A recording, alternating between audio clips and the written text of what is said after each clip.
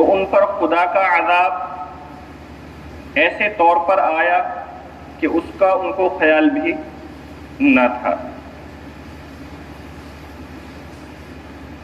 اللہ بار بار انجام کے طور پر امم سابقہ کے حال و احوال کو بیان کرتے رہتے ہیں، تذکیری طور پر، وعظ و نصیحت کے طور پر، عبرت کے طور پر، تاکہ انسان ان کے حالات اور ان کے اعمال کو سن کر متنبہ ہو جائے، آگاہ ہو جائے، بیدار ہو جائے اور ان سب حرکات سے باز آ جائے جو ان کی ہلاکت کی وجہ بنی تھی۔ آپ کو معلوم ہے کہ جب ہوائیں چلتی ہے، بادل آ جاتے ہیں، تو آپ کو اندازہ ہو جاتا ہے کہ بارش ہوگی۔ پھر آپ اپنے کپڑے سکھانے کے لیے باہر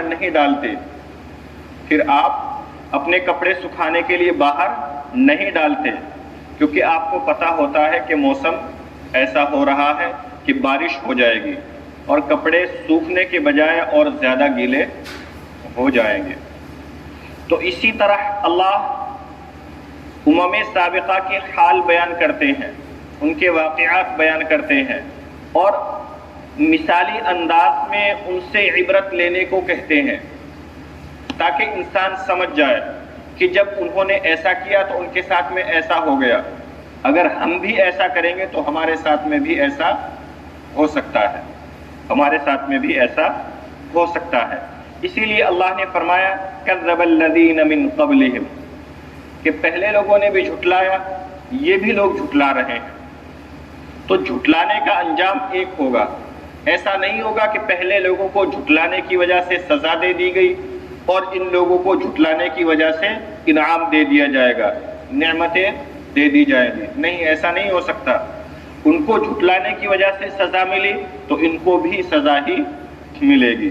فرمایا فَأَتَاهُمُ الْعَذَابُ مِنْ حَيْثُ لَا يَشْعُرُونَ، ان پر اللہ کا عذاب اس طرح سے آیا کہ اس کا ان کو وہم و گمان بھی نہ تھا، ان کے خیال میں بھی نہ تھا کہ ہم ایسے ہلاک ہو سکتے ہیں، کیونکہ وہ آرام و راحت میں تھے، لیکن اچانک اللہ کی طرف سے گرفت آئی، پکڑ آئی اور وہ سب تباہ و برباد ہو گئے۔ فَأَذَاقَهُمُ اللَّهُ الْخِزْيَ فِي الْحَيَاةِ الدُّنْيَا، بس اللہ نے ان کو دنیاوی زندگی میں رسوائی کا عذاب چکھایا، دنیاوی زندگی میں رسوائی کا عذاب۔ یہ اللہ رسوائی کا عذاب، ایک تو سزا ایک قسم کی تکلیف اور مشقت ہی ہوتی ہے، دوسرے اگر اس کے ساتھ میں رسوائی بھی ہو جائے تو پھر وہاں صرف سزا نہیں ہوتی بلکہ وہاں انسان کی عزت نفس پر بھی حملہ ہوتا ہے۔ مثلا ایک آدمی نے کوئی غلط کام کیا، اس کو خوب پیٹا گیا، لیکن پوشیدہ طور پر کہ پتہ نہیں چلا، تو پٹنے کی تکلیف تو ہے، لیکن اس کو اتنا بھی پتہ ہے کہ کسی دوسرے کو باہر پتہ نہیں چلا۔ اور ایک یہ ہے کہ آپ برسر عام کسی کو پیٹنے لگے،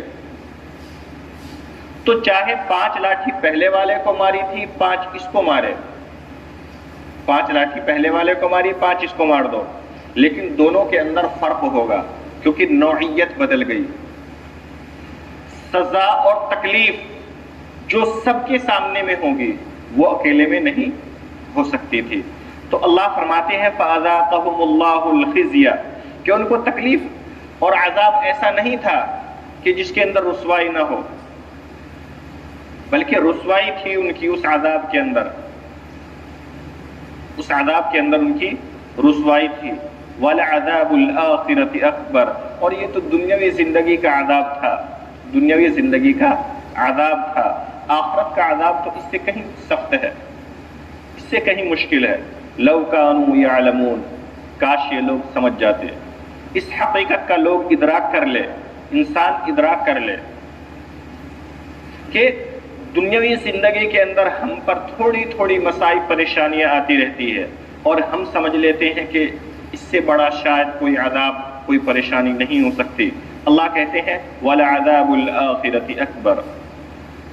اللہ کا دستور ہی یہ ہے کہ ایک مہینہ آپ اللہ کی مرضی کے مطابق زندگی گزار لو، مثلا رمضان المبارک کا، تو اللہ ایک دن آپ کو عید کی خوشی کا دیتے ہیں، اور جب آپ پوری زندگی اللہ کی مرضی کے مطابق گزار لو گے تو پھر اللہ آپ کو پوری زندگی عید کی خوشیاں عطا کریں گے۔ تو ہم پوری زندگی کی خوشیوں کے چکر کو بھول کر، یا پوری زندگی کی راحتوں کو بھول کر، چند دنوں کی متاع اور چند دنوں کے فائدے کو مد نظر رکھ کر اللہ تبارک و تعالیٰ کو ناراض کر جاتے ہیں۔ لو کانوا یعلمون، اس کا مطلب یہی ہے کہ کاش ہم سمجھ جائے۔ وَلَقَدْ ضَرَبْنَا لِلنَّاسِ فِي هَذَا الْقُرْآنِ مِنْ كُلِّ مَثَلٍ لَعَلَّهُمْ يَتَذَكَّرُونَ، اور ہم نے لوگوں کی ہدایت کے لیے اس قرآن میں ہر قسم کے ضروری عمدہ مضامین بیان کیے ہیں تاکہ لوگ نصیحت حاصل کر لیں۔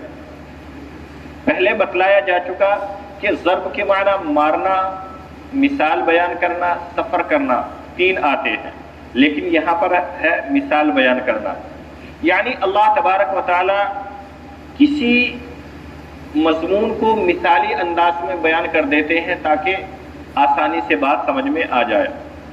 اللہ نے مکڑی کی مثال بیان کی، مکھی کی مثال بیان فرمائی، اسی طرح کلمہ طیبہ کی مثال بیان فرمائش۔ تو اللہ تبارک و تعالی مختلف مثالیں بیان فرماتے رہتے ہیں قرآن کے اندر، کس لیے؟ لعلہم یتذکرون، تاکہ انسان نصیحت پکڑ لے، راہ راست پر آ جائے۔ قرآناً عربیہ، اور یہ نصیحت بھی کسی چھوٹی موٹی کتاب کے اندر نہیں ہے، قرآناً ایسی قرآن کے اندر ہے جو عربی ہے، عربی میں ہے۔ عربی کے اندر قرآن کیوں نازل ہوا، اس کی وضاحت پہلے کی جا چکی۔ غیر ذی عوج، اس کے اندر کوئی کجی نہیں، کوئی کمی نہیں، کوئی ٹیڑھا پن نہیں، بلکہ سلیم الفطرت والے انداز میں سلیم الفطرت کی عکاسی کرتا ہے۔ لعلہم یتقون، اور کیوں؟ لعلہم یتقون، تاکہ لوگ ڈر جائیں، اللہ تبارک و تعالی کی بارگاہ میں تقوی اختیار کرے۔ پھر اللہ نے ایک چھوٹی سی مثال دی، ضرب اللہ مثلا رجلا فیہ شرکاء متشاکسون ورجلا سلما لرجل هل یستویان مثلا، کہ ایک آدمی ہو، اس کے 10 مالک ہو۔ اللہ نے جو مثال دی اس کا حاصل اور خلاصہ کیا ہے کہ ایک آدمی ہو، اس کے 10 مالک ہو۔ اب ظاہر سی بات ہے اس کو کوئی اپنا نہیں سمجھے گا، کیونکہ وہ 10 کا ہے، وہ خیال کرے گا اس کا ہے، وہ خیال کرے گا اس کا ہے، وہ خیال کرے گا اس کا ہے، اور وہ بھی کسی کو اپنا نہیں سمجھ پائے گا، وہ بھی کسی کو اپنا نہیں سمجھ پائے گا، کیونکہ 10 اس کے مالک ہیں اور ایک غلام، اور ایک انسان ہے کہ وہ ایک ہی انسان کا غلام ہے، اسی کی خدمت کرتا ہے، اسی کی خدمت کرتا ہے۔ تو کیا یہ دونوں برابر ہو سکتے ہیں؟ اللہ نے اسی کو فرمایا، ضرب اللہ مثلا، موحد اور مشرک کے بارے میں اللہ نے ایک مثال بیان فرمائی، رجلا فیہ شرکاء، ایک شخص غلام ہے جس میں کئی ساجی ہے، متشاکسون، جن میں باہم ضدی بھی ہیں، جدا جدا بھی ہیں، ورجلا سلما لرجل، اور ایک اور شخص ہے کہ پورا ایک ہی شخص کا غلام ہے۔ هل یستویان مثلا، کیا ان دونوں کی حالت یکساں ہو سکتی ہے کہ اس کو 9 آدمی کی خدمت کرنی پڑے گی، اور 9 آدمی کی خدمت کرنے کے باوجود وہ کسی کا نہیں ہوا اور کوئی اس کو اپنا نہیں سمجھتا۔ اسی طرح مشرک ہے کہ اس کو کئی معبودوں کی پوجا کرنی پڑتی ہے، پرستش کرنی پڑتی ہے، اور کوئی معبود اس کو اپنا نہیں سمجھتا۔ اور ایک موحد ہے، مؤمن ہے کہ وہ صرف ایک اللہ کو مانتا ہے، ایک اللہ اس کو اپنا سمجھتا ہے، اور وہ ایک اللہ کو اپنا سمجھتا ہے۔